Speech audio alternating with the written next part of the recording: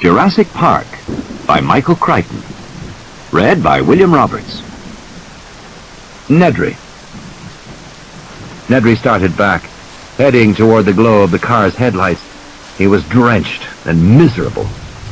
He heard the soft hooting cry once more, and this time he paused.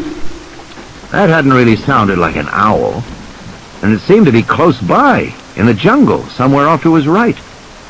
As he listened, he heard a crashing sound in the underbrush, then silence. He waited, and heard it again.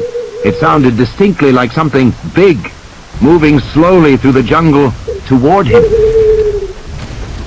Something big, something near. A big dinosaur. Get out of here. Nedry began to run. He made a lot of noise as he ran, but even so, he could hear the animal crashing through the foliage and hooting. It was coming closer. Stumbling over tree roots in the darkness, clawing his way past dripping branches, he saw the jeep ahead, and the lights shining around the vertical wall of the barrier made him feel better. In a moment, he'd be in the car, and then he'd get the hell out of here. He scrambled around the barrier, and then he froze. The animal was already there. But it wasn't close. The dinosaur stood 40 feet away at the edge of the illumination from the headlamps. Nedry hadn't taken the tour, so he hadn't seen the different types of dinosaurs, but this one was strange-looking. The 10-foot-tall body was yellow with black spots, and along the head ran a pair of red, V-shaped crests. The dinosaur didn't move, but again gave its soft hooting cry. Nedry waited to see if it would attack. It didn't. Perhaps the headlights from the jeep frightened it, forcing it to keep its distance like a fire. The dinosaur stared at him, and then snapped its head in a single swift motion. Nedry felt something smack wetly against his chest. He looked down and saw a dripping glob of foam on his rain-soaked shirt.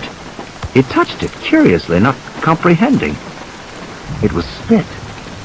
The dinosaur had spit on him. It was creepy, he thought. He looked back at the dinosaur and saw the head snap again, and immediately felt another wet smack against his neck, just above the shirt collar. He wiped it away with his hand. Jesus, it was disgusting. But the skin of his neck was already starting to tingle and burn, and his hand was tingling too. It was almost like he had been touched with acid. Nedry opened the car door, glancing back at the dinosaur to make sure it wasn't going to attack, and felt a sudden excruciating pain in his eyes. Ugh, stabbing like spikes into the back of his skull, and he squeezed his eyes shut and gasped with the intensity of it, then threw up his hands to cover his eyes and felt the slippery foam trickling down both sides of his nose. Spit. The dinosaur had spit in his eyes.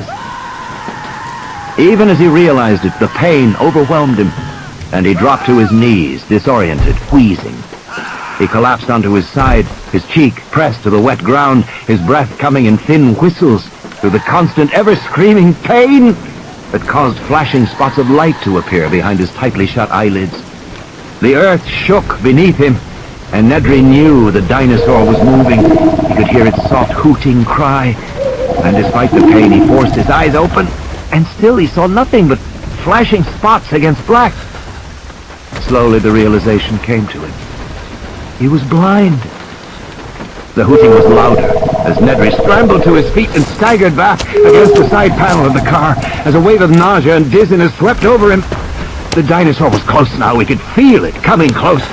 He was dimly aware of its snorting breath, but he couldn't see. He couldn't see anything, and his terror was extreme.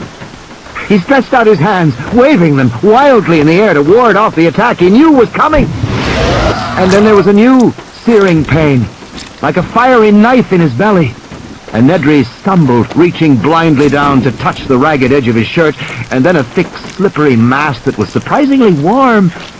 And with horror, he suddenly knew he was holding his own intestines in his hands. The dinosaur had torn him open. His guts had fallen out. Nedry fell to the ground and landed on something scaly and cold. It was the animal's foot. And then there was a new pain on both sides of his head. The pain grew worse, and as he was lifted to his feet, he knew the dinosaur had his head in its jaws, and the horror of that realization was followed by a final wish that it would all be ended soon.